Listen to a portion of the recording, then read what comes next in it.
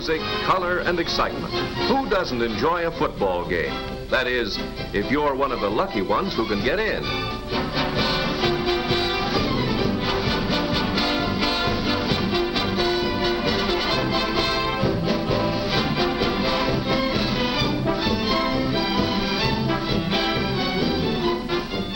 If you're not, well, it's just too bad. But wait a minute. There may be another answer. Yes, thanks to television, that marvel of modern science, even our unfortunate friend and millions of other people can sit back in the comfort of their own homes and enjoy every thrill of the game with no struggle for tickets. Out at the stadium, the television cameramen are seeing to it that you can follow every detail of the game. They're out there on the sidelines, following every important piece of action. Cables connect the cameras with the mobile units which are parked outside the stadium. And from these trucks, the scenes covered by the cameras are relayed to the main television transmitter. Now let's see what a television studio looks like. It's a mighty busy place when a broadcast is being made from the studio. Great banks of lights swivel down to flood the scene. Cameramen wheel in and out to pick up the action from the angles directed by the director.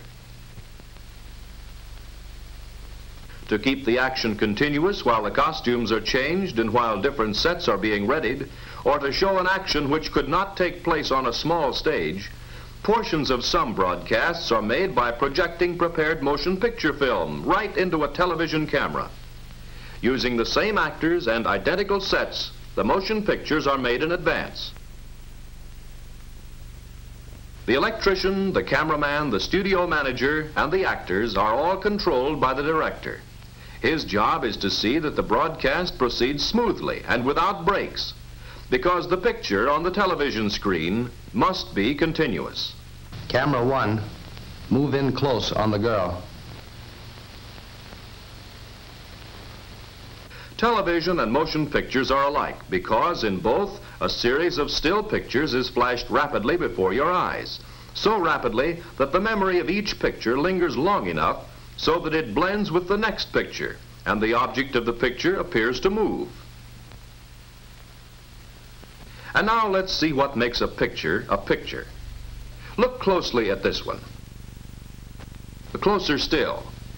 Let's use a magnifying glass. Here we see that the picture is really made up of thousands of tiny dots arranged very close together. But normally our eyes don't notice the dots, especially when the picture is being moved. This fact helps to make television and motion pictures possible. Television is simply a way of sending these dots from a transmitting station and putting them together to make a picture on the screen of a receiving set. Here's the way it works. Inside the television camera is a magic electric eye called the iconoscope, one of the most important parts of which is this sensitive plate called a mosaic. It is a rectangular piece of mica covered with billions of tiny photoelectric cells arranged something like this. The scenes being televised go through the camera lens and fall on the photoelectric cells. Some of the cells receive lots of light, others very little. Each cell, according to how much light it gets, builds up a corresponding electrical charge. These charges collectively make up an electrical image on the mosaic. These cells with their electrical charges are scanned by a stream of electrons.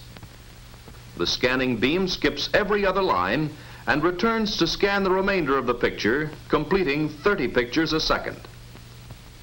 Each picture is composed of 525 individual scanning lines. An electrical impulse is released each time this stream covers a group of the photoelectric cells.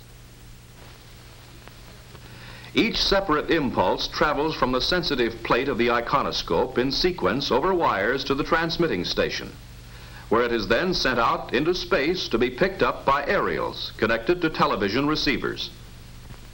Here, the electrical impulses are carried to another magic tube called the kinescope and are used to control another stream of electrons which bombard the face of the kinescope, which is really the viewing screen. When the beam strikes this fluorescent screen, each electrical impulse is changed back into a spot of light. In other words, each spot of light picked up by the mosaic of tiny photoelectric cells in the television camera creates a corresponding spot of light on the receiving screen. It moves back and forth so rapidly, actually more than 2½ miles per second, that a complete still picture is formed almost immediately. The quick succession of 30 pictures a second produces the apparent motion. That is why the pictures we see on the screen of our television receiver seem to move. Television has come of age. Here, for instance, is a reproduction of one of the first images received on a television screen. Compare that crude picture with these of today, and you can judge for yourself how far along the road to perfection television has traveled. It is bringing entertainment to millions, and through its magic, we are able to enjoy a combination of radio, motion pictures, and the stage. Actually, some television patents were issued several years before the first automobile was built. But because of many technical difficulties that had to be overcome, its development was much slower. Just as the modern automobile is the result of years of research, scientific engineering, and testing by countless miles of actual use, television is the result of endless experiments and new discoveries by patient scientists toiling in their laboratories. It has been developed just as the easy riding qualities of today's automobiles were developed by progress through constant improvement. Today we sit back in roomy, comfortably cushioned seats in steel bodies insulated against heat and cold and noise, surrounded by windows of crystal clear glass, controlling the ventilation to our needs, riding smoothly over all kinds of roads in luxury undreamed of a few short years ago.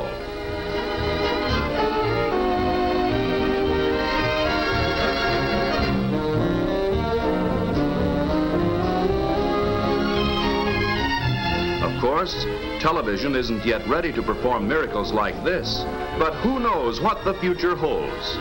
It's fun guessing, though.